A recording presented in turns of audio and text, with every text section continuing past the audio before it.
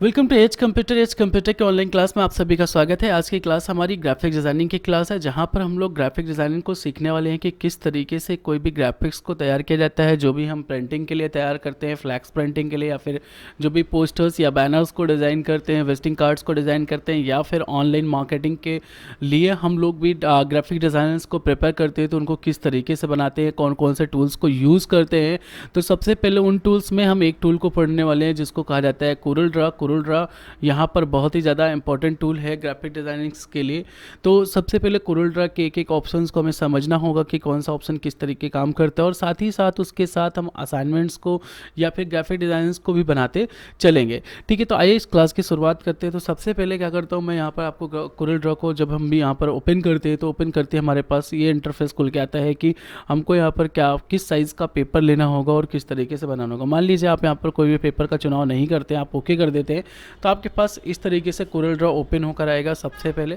ठीक है, तो कोरल ड्रा जब आप ओपन होकर आएगा तो यहाँ पर आप देखेंगे तो ये आपके मेन्यू होते हैं, जहाँ पर हम उन मेन्यू से रिलेटेड वर्क कर सकते हैं। जैसे फाइल से रिलेटेड वर्क होता है, यहाँ पर एडिट पर हम एडिट से रिलेटेड कट कॉपी पेस्ट के काम करते हैं। यदि आपने कंप्यूटर में पहले भी कोई भी स्टडी की है तो मेन्यू के बारे में आप थोड़ा बहुत वहाँ पे जानते होंगे, है ना। तो यहाँ पर जैसे आपका ये व्यू मेन्यू है, तो यहाँ पर शो मतलब पेजेस को शो करने के स्टाइल्स यहाँ पर होती हैं।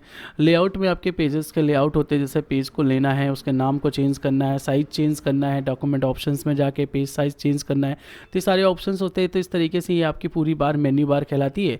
और इस मेन्यू बार में इसी तरीके से हम जिन भी ऑप्शंस या टूल्स की नीड होती है तो यहाँ से जाकर उसे ओपन करा सकते हैं।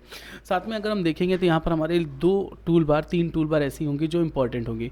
जिनमें सबसे पहली टूल बार हमारे लिए है ये आपकी क्या कहते हैं, प्रॉपर्टी बार इस तरीके से देखिए ये लॉक रहती है। अभी यहाँ पर ये फीचर्स है कि हम इनको लॉक कर सकते हैं, तो ये लॉक होने की वजह से कहीं पर भी नहीं जाएंगी।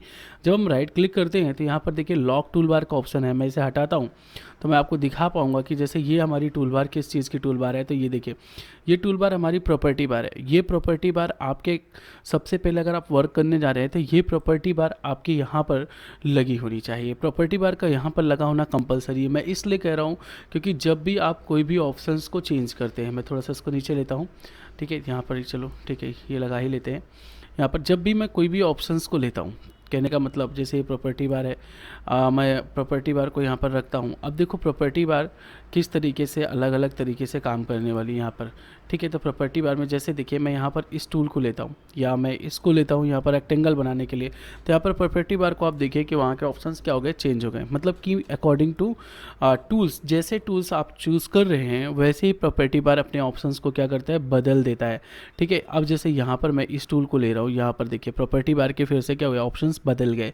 इसलिए कह रहा हूँ कि प्रॉपर्टी बार का लगा होना बहुत ज़रूरी है। प्रॉपर्टी बार पूरे कोरल ड्रा में आपकी 50% से ज़्यादा को मदद करती है। यहाँ पर आपके जो मेन्यू में ऑप्शन है, जैसे ही टूल्स के आप चेंज करते हैं वही मेन्यू के ऑप्शंस ऑटोमेटिक यहाँ पर सेट होते हैं जो उस टूल से रिलेटेड हेल्पफुल होते हैं। तो इसलिए प्रॉपर्टी बार का लगा होना बहुत ज़्यादा ज़रूरी है। आपकी एक टूल बार आपकी ये होती है जिसको स्टैंडर्ड टूल बार कहते हैं। स्टैंडर्ड टूल बार यहाँ पर लगी रहेगी तो आपको डॉक्यूमेंट से रिलेटेड पेज वगैरह ओपन करने, क्लोज या फिर अंडू या रीडू के यहाँ पर ऑप्शन अवेलेबल होते हैं। तो ये दो टूल बार आपके लिए यहाँ पर इंपॉर्टेंट है। तीसरी टूल बार आपके लिए यहाँ पर इंपॉर्टेंट है, ये है आपकी यहाँ पर।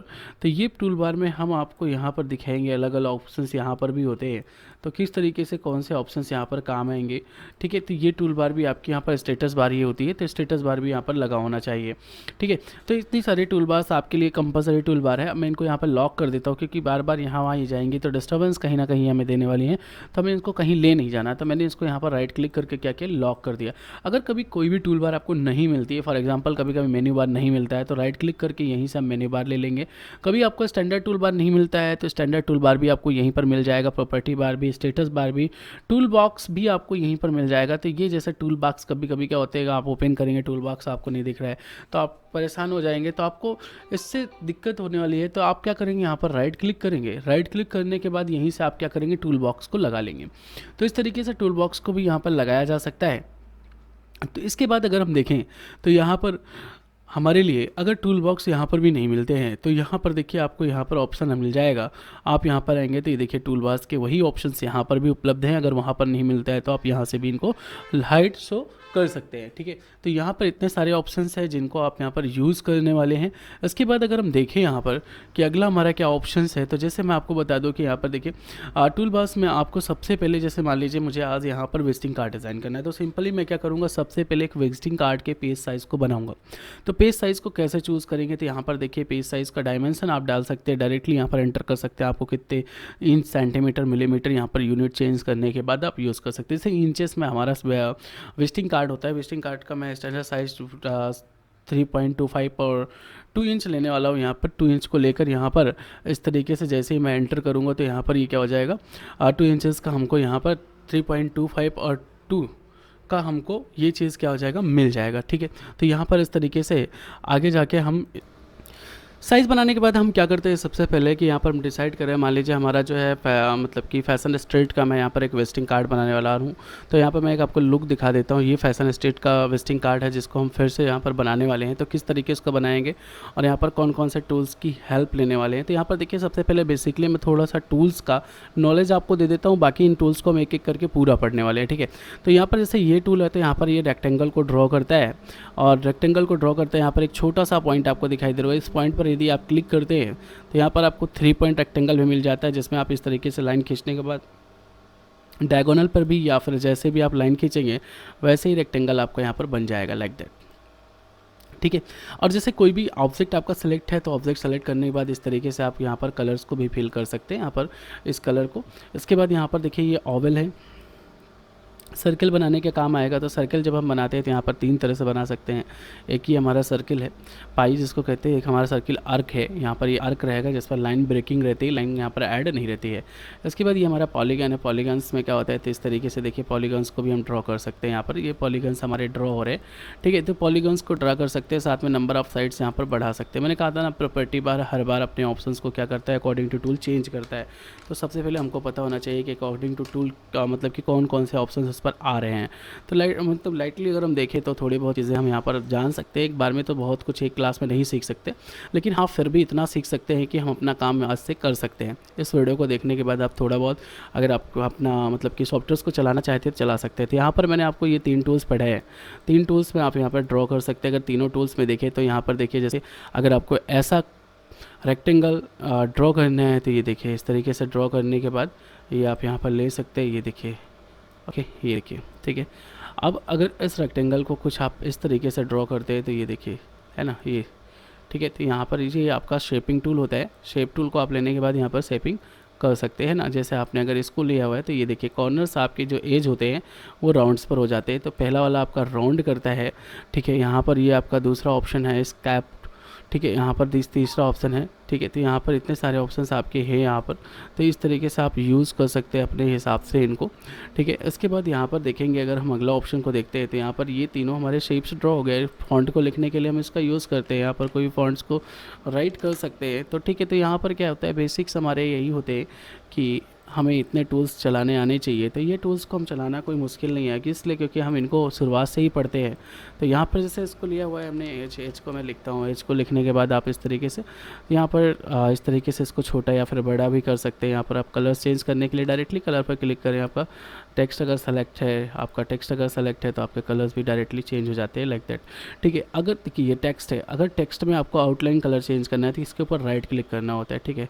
तो यहाँ पर राइट क्लिक करने पर यहाँ पर देखिए सेट आउटलाइन कलर आप कर दीजिए। यहाँ पर देखिए इसकी आउटलाइन कलर्स यहाँ पर सेट हो जाएगी, ठीक है। आउटलाइन कलर्स में जो भी चेंज करना है तो यहाँ पर देखिए ये साइन होता है आउटलाइन का और ये होता है फिलिंग का।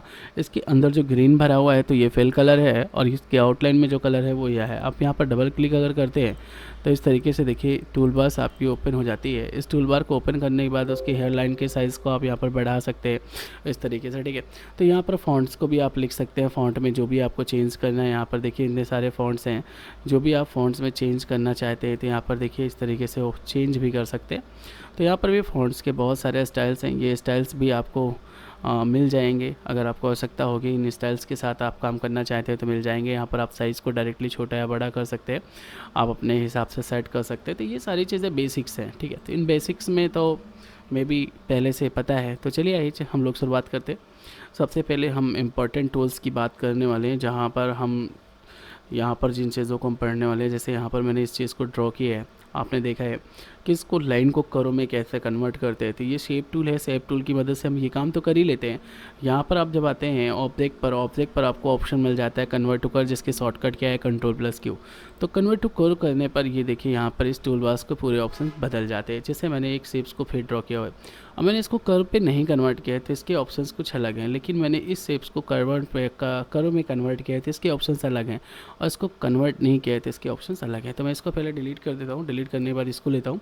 तो देखिए यहाँ पर कन्वर्ट करने के बाद जैसे हम यहाँ पर क्लिक करते हैं तो यहाँ पर देखिए ये ऑप्शंस आ जाते हैं। इन ऑप्शंस की मदद से यहाँ पर हम जैसे ये है हमारा ये लाइन, इस तरीके से देखिए मैं इसको करो में चेंज कर सकता हूँ जैसे भी मुझे चेंज करना है। ठीक है, ये मैंने चेंज किया हुआ है। इसके बाद यहाँ पर मैं इस लाइन्स को एकदम से पतला करना चाहता हूँ तो ये देखिए, ठीक है ना, ये देखिए। ओके, बहुत आराम से काम होता है। यहाँ पर करो वगैरह का काम बहुत आसान से कर सकते हैं। यहाँ पर देखो बहुत इजी स्टाइल्स होती हैं यहाँ पर बनाना, बहुत मुश्किल काम कुछ भी नहीं है। जैसे मैंने इसको यहाँ पर कर दिया है और यहाँ पर कर देता हूँ नो आउटलाइन, है ना, तो मैं यहाँ पर कर देता हूँ नो आउटलाइन फॉर एग्जांपल, मैं आपको बता रहा हूँ। और मैंने इसको फटाफट क्या किया, कॉपी पेस्ट करके एक डुप्लीकेट कॉपी बना ली। और डुप्लीकेट कॉपी बनाने के बाद जैसे ही मैं यहाँ पर क्लिक करता हूँ तो यहाँ पर देखिए राउंड शेप आ रहा है ना, इस राउंड शेप को उठाकर मैंने इसके सेंटर पॉइंट में रख दिया। ये हमारा इसका सेंटर पॉइंट है। मैं देखता हूँ इसका सेंटर पॉइंट कहाँ है, तो ये है। ठीक है, इसके सेंटर पॉइंट में रख दिया। रखने के बाद देखिए कुछ नहीं करना है, इसको थोड़ा सा उठा देते हैं, है ना, थोड़ा सा क्या करते हैं, उठा देते हैं थोड़ा सा। ठीक है, बहुत लाइट सा। Okay, now done. Okay done. क्या करते हैं, Ctrl+, इसको सेंड टू बैक करते हैं। सेंड टू बैक करने के लिए मेरे पास ऑप्शंस होते हैं। ऑब्जेक्ट पर ही ऑप्शन है आपके पास, यहाँ पर देखिए order to back of page, back of page पे डाल दिया। उसके बाद फिर से एक ऑब्जेक्ट को लेते हैं, इसको लेते हैं और अगेन से कॉपी और पेस्ट करते हैं। और पेस्ट करने के बाद इसकी इस राउंड वाले भाग को उठाते हैं और वापस से कहाँ रखते हैं, यहाँ पर रखते हैं। एक बार जूम करके देखते हैं क्या ये प्रॉपर है, नहीं है तो उठाएंगे, वापस से इसको यहाँ पर रख देंगे इस तरीके से। तो इससे बेनिफिट क्या है, हमारा ऑब्जेक्ट जो राउंड करेगा तो उसका सेंटर पॉइंट जो होगा वो ये होगा। अभी क्या है, सेंटर पॉइंट यहाँ रहता तो बीच से घूम जाता, तो हमने सेंटर पॉइंट यहाँ पर बनाया है तो वो सेंटर पॉइंट वहीं रहेगा। अब इसको उठाते थोड़ा सा ऑब्जेक्ट को ऊपर करते, उससे थोड़ा सा ज़्यादा कर लेते हैं और इसको मैंने कर दिया यहाँ पर रेड कलर से। ठीक है, अभी तो आपको कुछ नहीं दिखा होगा, लेकिन मैं इसको भी send to back of page करता हूँ। देखो कितनी इजी से, कितने आसानी से हम एक छोटी सी स्टाइल को बहुत कम्फर्टली बहुत आसान से बना सकते हैं। मतलब कुछ है नहीं, बेसिक टूल्स है, लेकिन एक स्टाइल्स को जनरेट करना कोई मुश्किल काम नहीं होता है। बस बात ये है कि हमें पता होना चाहिए कि हम किस तरह के स्टाइल्स के साथ काम करने वाले हैं ना। तो ये जैसे मैंने बनाया है यहाँ पर, इसको बनाने के बाद देखो मैं यहाँ पर क्या करने वाला हूँ, उसको उठा के इसके अंदर कर देता हूँ, या फिर मैंने बॉर्डर बस बना दिया तो बॉर्डर बस बनाने से भी मेरा काम हो गया। अब इसकी शॉर्टकट जो होती है वो F12 होती है। तो यहाँ पर जब आप आते हैं तो यहाँ पर आप डायरेक्टली F12 से यहाँ पर जा सकते हैं। आपने F12 किया, F12 करते ये आपके सामने आ जाता है। यहाँ पर ये मैंने F12 कर दिया, ये मेरी स्टाइल्स बनकर रेडी हो गई। तो एज यू कैन सी बहुत आसान काम है थोड़ी सी भी स्टाइल्स को जनरेट करना, बस थोड़ी सी मेहनत लगेगी। जहाँ पर मैंने आपको सिर्फ एक ही टूल बताया है, इससे मैंने आपको कन्वर्ट टू करो करना बताया है, जिसको मैंने ऑब्जेक्ट के थ्रू यहाँ पर कन्वर्ट टू करो Ctrl+Q और टूल बार से हम काम कर रहे हैं ना। तो अभी मैं टूल बार से ही काम कर रहा हूँ, तो आगे भी मैं टूल बार से ही काम करने वाला हूँ। तो एक सिंपल से स्टाइल्स को बनाने के लिए हमें कुछ भी ज़्यादा आवश्यकता नहीं होती है।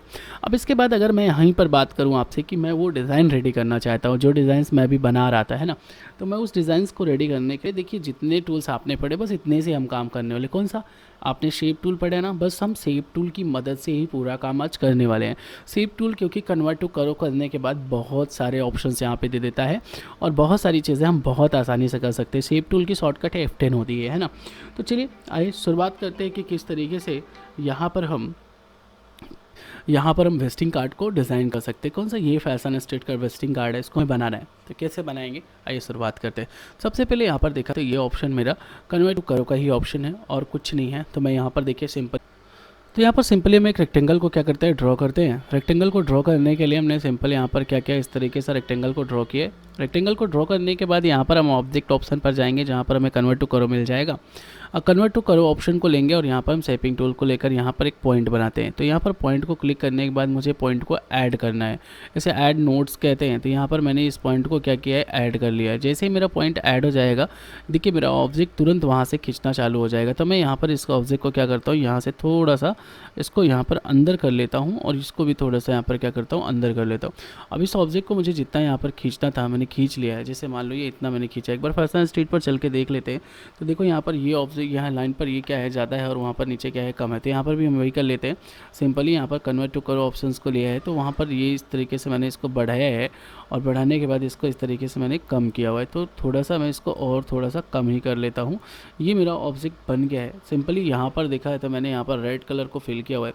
तो यहाँ पर मैंने रेड कलर को फिल किया और इसकी आउटलाइन को मुझे हटाना है। तो आउटलाइन को हटाने के लिए यहाँ पर देखिए ये ऑप्शन आपका दिया हुआ है। मैं क्या कर दूंगा, इसको नन कर दूंगा। मैं यहाँ पर प्रॉपर्टी बार को बहुत ज़्यादा यूज़ करूँगा ताकि आपको प्रॉपर्टी बार के ऑप्शन भी क्लियर हो जाए। इसका एक डुप्लीकेट कॉपी आसानी से बना सकते हैं। भाई डुप्लीकेट कॉपी कैसे बनाएंगे, तो सिंपल सा वर्क है, क्या करेंगे हम इसको क्लिक करेंगे, कॉपी करेंगे, पेस्ट करेंगे, डुप्लीकेट कॉपी बन जाएगा।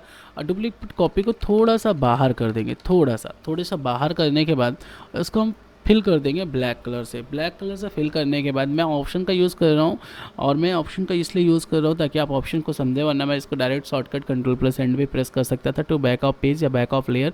बैक ऑफ लेयर किया है मैंने। बैक ऑफ लेयर करने के बाद ये वाली लाइन मुझे नहीं दिखानी है, सिर्फ वो लाइन दिखानी है, ऊपर की ब्लैक दिखानी है, नीचे नहीं दिखानी।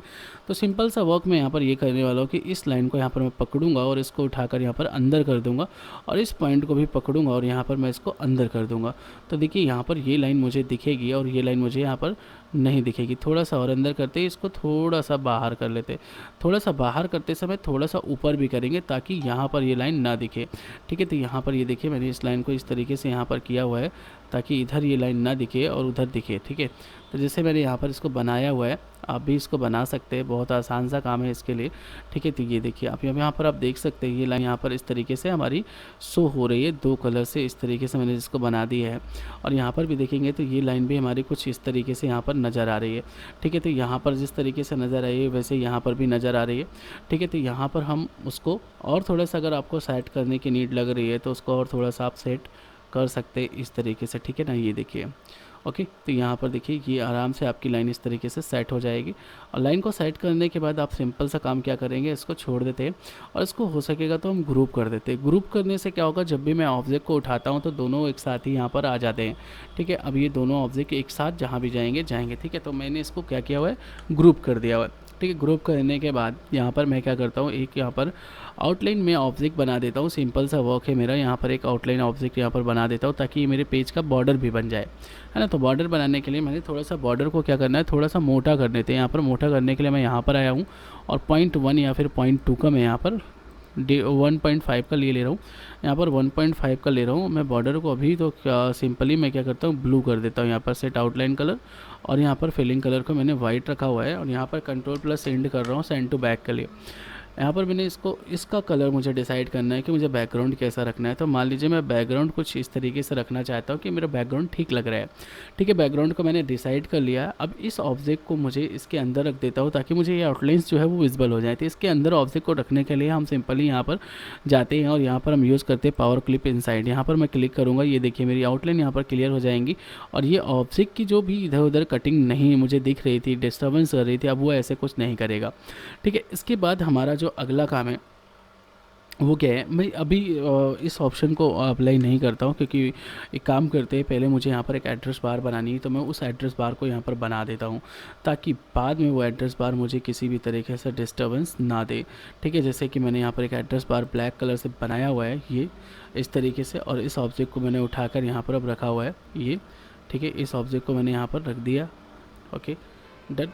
और इसको मैं रख लेता हूँ होम पर। ठीक है, इसको मैं रख लेता हूँ यहाँ पर ऊपर सबसे टॉप पर, और टॉप पर रखने के बाद मैंने इसको क्या किया, सेट किया हुआ, ये ऐसे ही ऑब्जेक्ट हमारा रहेगा। तो देखो सिंपली यहाँ पर मैंने इसका बैकएंड क्या किया, बना लिया है ना, बैकएंड बना लिया। अभी ये बहुत मोटा लग रहा है तो ये सब अभी हम जब फॉन्ट लिखते हैं तो उस समय भी थोड़ा बहुत सेटअप करते हैं। तो यहाँ पर मैंने देखा हुआ है कि यहाँ पर कुछ थोड़ी सी स्टाइल्स है, तो उस स्टाइल को कैसा ड्रॉ करते हैं। यहाँ पर देखिए ये स्टाइल्स है, यहाँ पर देखिए यहाँ पर आपको ये ऑप्शन मिल जाएगा। इस ऑप्शन को यूज़ करने के बाद कन्वर्ट टू करो कंट्रोल+Q, शॉर्टकट कंट्रोल+Q को प्रेस करने के बाद इस लाइंस को मैं अपने हिसाब से थोड़ा सा अंदर कर लेता हूँ। अंदर करने के बाद इस ऑब्जेक्ट को उठाता हूँ, यहाँ पर मैं लगा देता हूँ। लगाने के बाद जैसे मेरा ऑब्जेक्ट ये ठीक लग रहा है मुझे, है ना, थोड़ा सा अगर इसको हाइट को कम करना है तो मैं यहाँ पर कर सकता हूँ।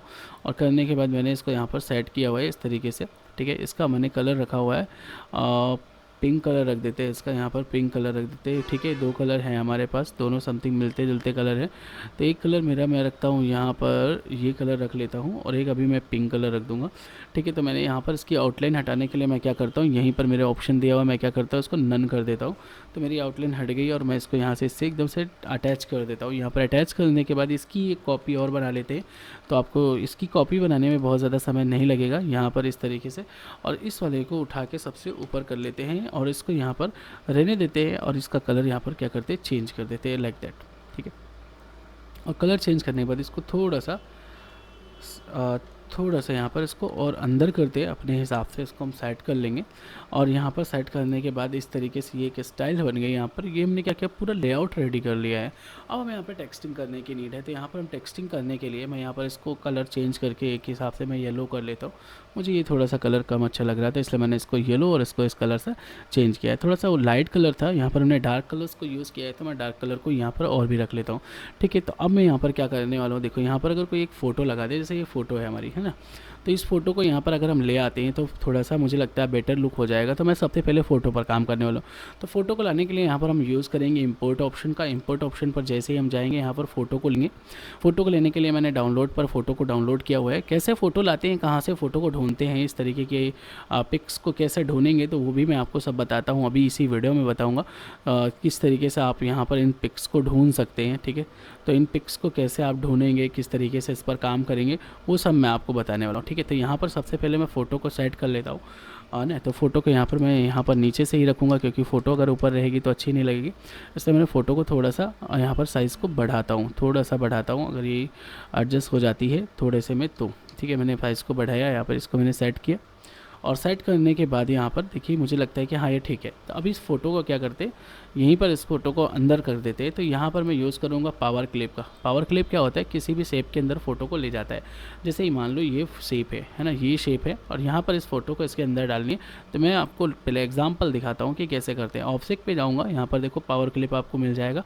पावर क्लिप इनसाइड, यहाँ पर इस ऑब्जेक्ट को सेलेक्ट करेंगे पहले, और फिर ऑब्जेक्ट पर जाएंगे, पावर क्लिप इनसाइड करेंगे, तो ये देखिए फ़ोटोज़ के अंदर आ गई। तो इस तरीके का काम हम कर सकते हैं। तो मैं यही काम यहाँ पर इस ऑब्जेक्ट के साथ करने वाला हूँ। तो यहाँ पर ऑब्जेक्ट को लिया मैंने, और यहाँ पर ऑब्जेक्ट को सेलेक्ट करने के बाद ऑब्जेक्ट पर जाएंगे, पावर क्लिप इनसाइड को चूज़ करेंगे, और इसके अंदर इस फ़ोटो को इस तरीके से पेस्ट कर देंगे इस ऑब्जेक्ट के अंदर। तो इस ऑब्जेक्ट के अंदर फ़ोटो को इस तरीके से पेस्ट करते हैं। थोड़ा सा मैं जूम कर लेता हूँ यहाँ पर इसको, ये थोड़ा सा दिक्कत कर रहा है, तो मैं थोड़ा सा पेज को जूम कर लेता हूँ, ठीक है। यहाँ पर इसको थोड़ा सा जूम करने के बाद फिर से जाते हैं ऑब्जेक्ट पर, और ऑब्जेक्ट पर जाने के बाद पावर क्लिप इनसाइड करते हैं, और ये इस तरीके से ओके। यहाँ पर ये कुछ इशू आ रहा है, तो मैं क्या करता हूँ, एक बार फिर से ऑब्जेक्ट को बाहर करता हूँ, और ऑब्जेक्ट को बाहर करने के बाद ठीक है, मैं यहाँ पर नो कर देता हूँ। ओके, ऑब्जेक्ट को मैं बाहर करता हूँ पहले, फिर मैं इसको चेक करता हूँ कि क्या दिक्कत आ रहा है, ठीक है। यहाँ पर ये ऑब्जेक्ट है हमारा, ऑब्जेक्ट ठीक है, ऑब्जेक्ट पे कोई इशू नहीं है। और एक बार फिर से ट्राई करते हैं, ऑब्जेक्ट को यहाँ पर लेंगे, पावर क्लिप इनसाइड लेते हैं, और इस तरीके से देखो मैंने इसको सेट कर दिया, ठीक है। मैंने इसको सेट करने के बाद उठाना है, यहीं पे रख देना है। कभी कभी ऐसा हो जाता है कि ऑब्जेक्ट की अपनी प्लेस को हटाने के बाद ये मतलब कि प्रॉब्लम्स आपके साथ भी आ सकती है, तो इसको आपको ध्यान रखना है कि कभी कभी ऐसा होता है, ठीक है। तो यहाँ पर इसको मैंने लिया हुआ है। अब यहाँ पर इसको पिक को सेट करना है। तो पिक को सेट करने के लिए ऑब्जेक्ट में जो हमारा यहीं पर जो है हम राइट क्लिक करेंगे। राइट क्लिक करने के बाद हमको यहाँ पर एडिट कंटेंट का ऑप्शन मिल जाएगा, ठीक है। एडिट पावर क्लिप को एडिट करेंगे। आप देखिए इस इमेज को मुझे सेट कर लेना है, ठीक है। इस इमेज को मुझे क्या करना है, सेट कर लेना है, ठीक है। यहाँ पर जैसे आप सेट करेंगे वैसे ही यहाँ पर ये नज़र भी आएगी, ठीक है। ये मैंने रखा हुआ है यहाँ पर, ठीक है। ये यहाँ पर मैंने इसको रखा हुआ है, थोड़ा सा इसको बढ़ा लेते, ठीक है। ये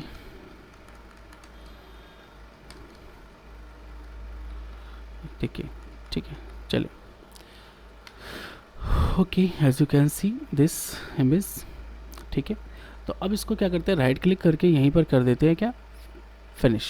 ओके, फिनिश करने के बाद आप खुद देख सकते हो इमेज आपकी क्या लुक पे आ रही है, और यहाँ पर ये कटिंग भी आ जाती है।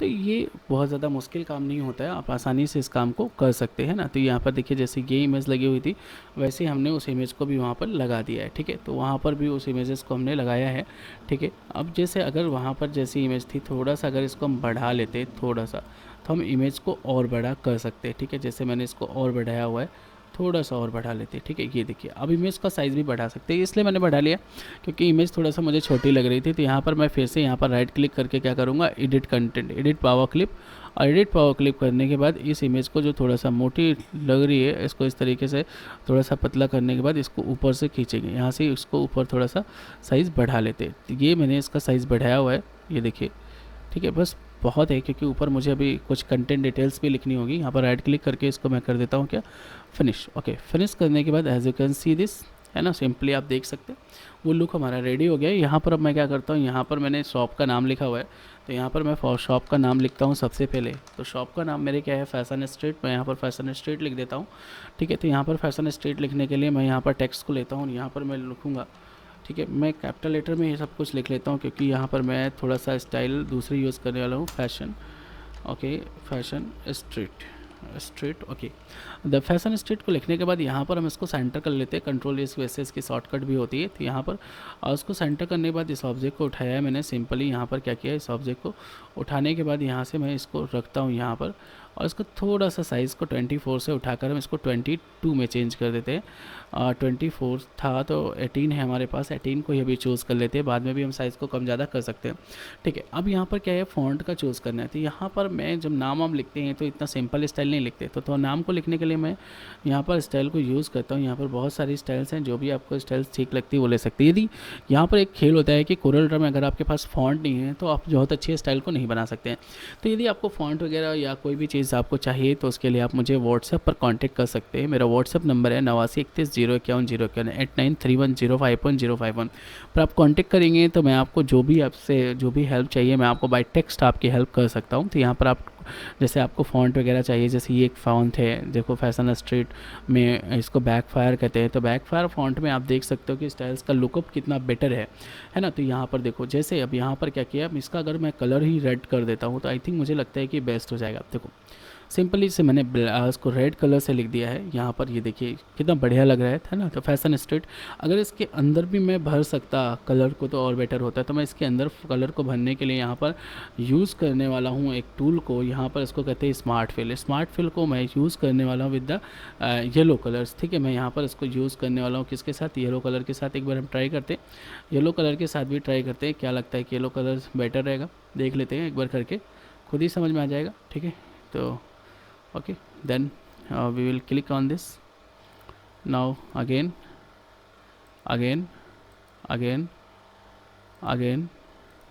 एक एक टेक्स्ट पर होगा ये। स्मार्ट फिल है, स्मार्ट फिल कैसे काम करेगा नेक्स्ट क्लास में आपको ज़रूर बताऊंगा। तो अभी मैं एक एक टेक्स्ट पर क्लिक करके स्मार्ट फिल से इसके टेक्स्ट को कलर्स को मैंने क्या किया, भर दिया है। क्या लग रहा है, कैसे स्टाइल्स लग रही है, देखो यहाँ पर इस तरीके से अप्लाई कर दिया। अप्लाई करने के बाद यहाँ पर मैंने फैशन स्ट्रीट लिखने के बाद यहाँ पर मैं क्या करता हूँ, यहाँ पर लिख देता हूँ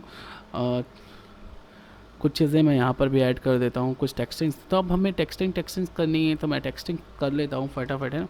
तो यहाँ पर जैसे मैं टेक्सटिंग करता हूँ, यहाँ पर मैं लिख देता हूँ लार्जेस्ट कलेक्शन ऑफ, है ना। थोड़े से ऐसे वर्ड्स हमें खुद देने पड़ते हैं, और वो कलेक्शन ऑफ, ठीक है। लार्जेस्ट कलेक्शन ऑफ किसका कलेक्शंस है वो हम अभी यहाँ पर फ़ॉन्ट साइज़ को यहीं से चूज़ करेंगे, डायरेक्टली फ़ॉन्ट को छोटा यहाँ से नहीं करते, उससे फ़ॉन्ट्स में कभी कभी दिक्कत आती है। तो यहाँ पर मैंने इसको फ़ॉन्ट को अपने हिसाब से ले लिया है, और लेने के बाद यहाँ पर मैंने इसको यहाँ पर मैंने इसको इस तरीके से सेलेक्ट किया है, और सेलेक्ट करने के बाद इसको उठाकर यहाँ पर रख लेते हैं largest collection of, like that, ठीक है। कलर अगर आपको कुछ चेंज करना है तो आप कर सकते हैं यहाँ पर, जैसे मैं यहाँ पर रेड कलर्स को यूज़ कर लेता हूँ, या फिर रेड कलर आपको नहीं ठीक लग रहा है तो आप यहाँ पर ब्लैक कलर ही यूज़ कर लीजिए, कोई इशू नहीं है। ब्लैक कलर लार्जेस्ट कलेक्शन आप यहाँ पर, मैंने इसलिए टेक्स्ट को अलग अलग किया है ताकि मैं यहाँ पर थोड़ा सा एक इफ़ेक्ट को चेंज कर सकूँ। तो मैंने यहाँ पे baby and kids, largest collection of baby and kids को मैंने लिया हुआ है, और यहाँ पर इसको कर देता हूँ बोल्ड करने के बाद इसके फ़ॉन्ट साइज़ को थोड़ा सा उससे बड़ा रखते हैं, तो यहाँ पर मैं इसको, हाँ ये ठीक है, इतना ही रख लेते हैं, ये हमारा वहाँ पर आना भी चाहिए। तो largest collection of baby and kids, मैंने इसलिए इसको थोड़ा सा इस तरीके से यूज़ किया है। अभी बाद में इसको हम सेटअप और भी कर सकते हैं, तो अभी मैं इतना ही करता हूँ। बेबी एंड किड्स को मैं थोड़ा सा बड़ा करता हूँ, बड़ा करने के बाद इनका बेबी को मैं कलर चेंज करता हूँ, इसको मैं पिंक से कर देता हूँ, है ना। तो यहाँ पर मैं पिंक कलर को देखने जाता हूँ, तो मेरे पास पिंक कलर यहाँ पर कहाँ पर है? पिंक कलर ये है क्या? हाँ, तो ट्रॉपिकल पिंक है, चलो ठीक है, ये भी चलेगा। और किड्स को मैं कर देता हूँ अलग एक कलर से, ये कलर को नहीं, इस कलर को यूज़ कर लेते हैं। इसको मैं थोड़ा सा डिफ़र कर देता हूँ, थोड़ा सा स्टाइल्स कलरफुल रहती है, तो क्या होता है, थोड़ा सा लुक बेटर आता है, like that. As you can see this largest collection of baby and kids. और क्या है बेबी एंड किड्स के लिए, तो यहाँ पर भी मैं कुछ लाइन लिख देता हूँ। जैसे मेरे पास क्या है, तो यहाँ पर पार्टी वियर कैजुअल मैं लिख लेता हूँ, है ना, यहाँ पर पार्टी वियर। ओके, देन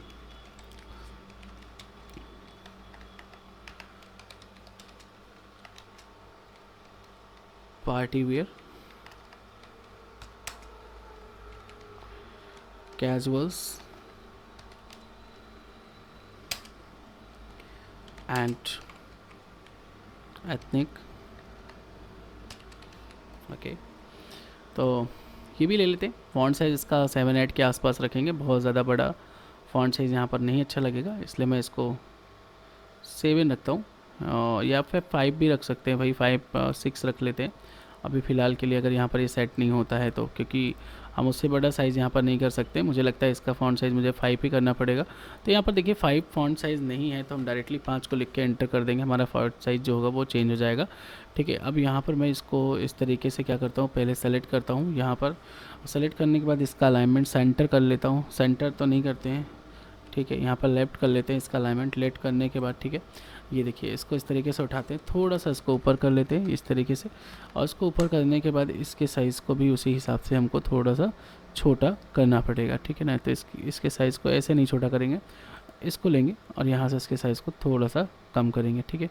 तो यहाँ से इसके साइज़ को थोड़ा सा यहाँ पर अंदर करते हैं, और इधर से भी इसको थोड़ा सा अंदर कर लेते हैं इस तरीके से, ठीक है। और थोड़ा सा ज़्यादा अगर अंदर हो रहा है, थोड़ा बाहर हो रहा है, तो उसको आप सेट कर लीजिए अपने हिसाब से, ठीक है। ये देखिए, है ना, ये यही बस बाहर आ रहा है शायद, है ना। तो इसको अभी हम यहाँ पर अंदर करते हैं, इसको इस तरीके से लेते हैं, थोड़ा सा यहाँ पर इसको बाहर कर लेते हैं, ठीक है। Baby and kids and like looks like this.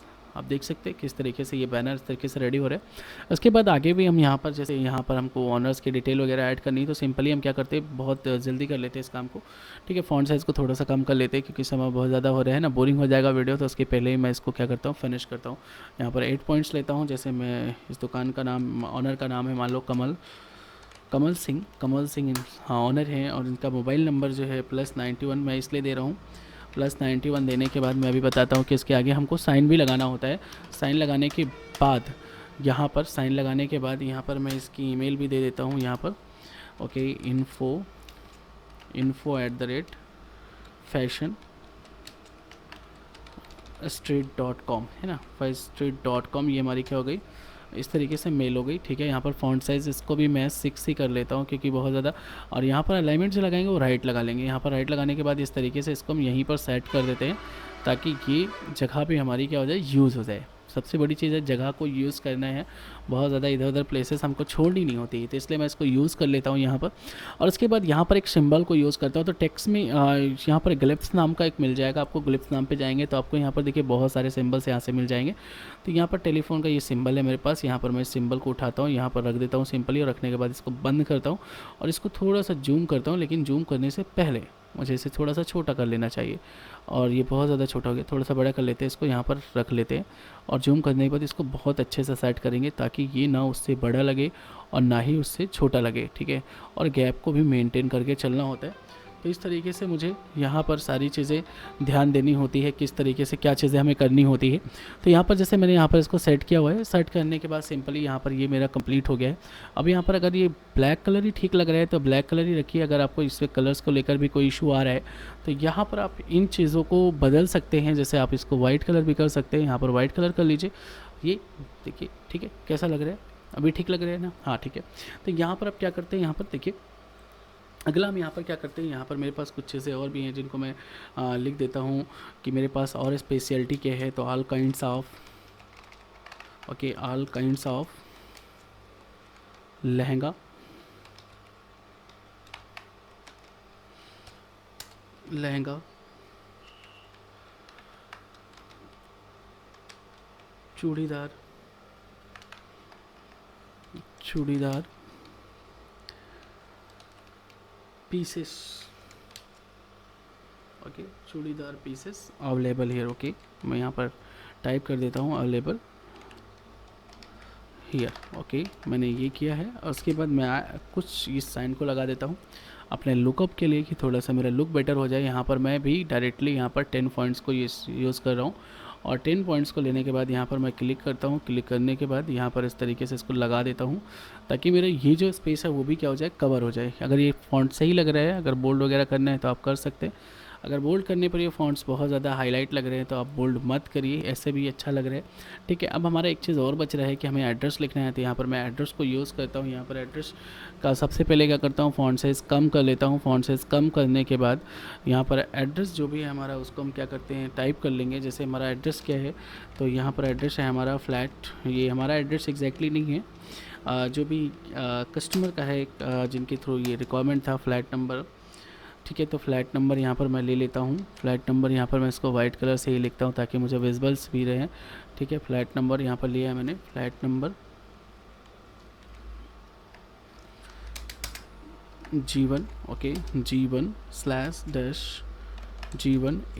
Comma, villa, villa apartment, okay, villa apartment, comma, इसको ले लेते हैं G vector, G vector lane, lane New Delhi. Okay, New Delhi मैंने ये लिया है और उसको थोड़ा सा फॉन्ट साइज़ क्या करते हैं भाई, छोटा कर लेते हैं। और क्योंकि फॉन्ट साइज़ बहुत ज़्यादा बड़ा रखने का कोई मतलब नहीं होता है यहाँ पर। ठीक है, ये मेरा एक लाइन में आ जाना चाहिए और मैं इसको बोल्ड ज़रूर करूँगा क्योंकि वाइट कलर है तो वाइट कलर में की प्रॉब्लम आती है कि इसे हमें बोल्ड रखना चाहिए। ठीक है, यहाँ पर इसको रख लेते हैं, थोड़ा सा छोटा लग रहा है तो मैं इसको 7 कर लेता हूँ अभी। ओके, 7 ठीक है। यहाँ पर इसको मुझे नीचे भी करना है अभी, तो मैं इसको यहाँ पर नीचे कर लेता हूँ। यहाँ पर देखिए ये, और इस तरीके से इसको थोड़ा सा, अब इसको नीड है कि हम इसको थोड़ा सा पतला कर लेते हैं और यहाँ पर इसको इस तरीके से क्या करते हैं, सेट कर देते हैं। ठीक है, ऑल काइंड्स ऑफ। तो देखिए बहुत सिंपल और इजी हमने एक स्टाइल्स को जनरेट किया है, बहुत ज़्यादा समय भी नहीं लगा, है ना। तो यहाँ पर इसको इस तरीके से यहाँ पर हम डिज़ाइंस को बना सकते हैं, यूज़ कर सकते हैं। तो बहुत ज़्यादा मैंने टूल्स का यूज़ नहीं किया है, स्मार्ट फिल का यहाँ पर यूज़ किया है और मैंने यहाँ पर शेपिंग टूल का और ये यूज़ किया है, कर्व का यूज़ किया है। इससे ज़्यादा मैंने इस स्टाइल में कुछ भी नहीं यूज़ किया है। तो इस तरीके की ग्राफिक्स को आपको अगर सीखना है और एक एक ऑप्शंस को कोरल ड्रा के बाद छोटे से छोटे ऑप्शन को समझना है और एक एक टूल्स को अगर पढ़ना है तो आप हमें सब्सक्राइब करिए और हमारे डेली अपडेट्स को देखते रहिए। तो हम आपको धीरे धीरे करके ग्राफिक्स डिजाइनिंग के 0 लेवल से यानी बिगिनर्स से एडवांस तक की सारी चीज़ें, सारे टूल्स हम आपको यहाँ पर सिखाएंगे। आज की क्लास यहीं तक, थैंक यू।